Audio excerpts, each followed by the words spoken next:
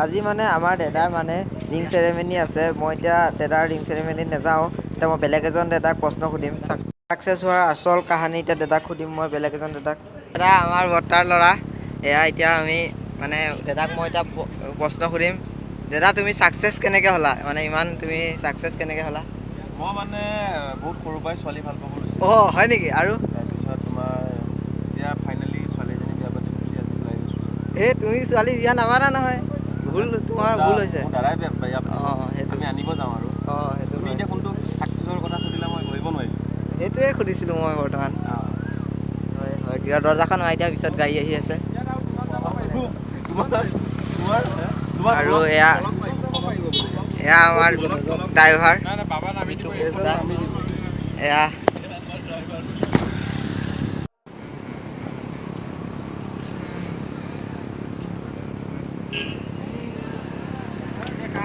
অঁ এই অঁ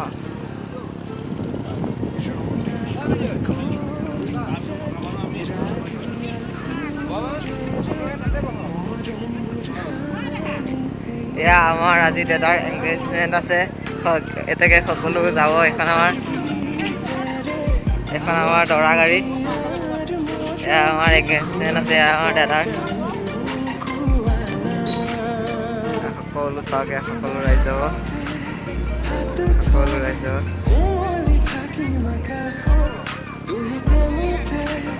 এংগেজমেণ্ট আছে এয়া।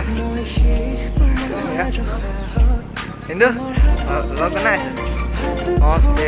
আমাৰ হিন্দু এয়া আমাৰ লগ বনাই আছে। ব্লগ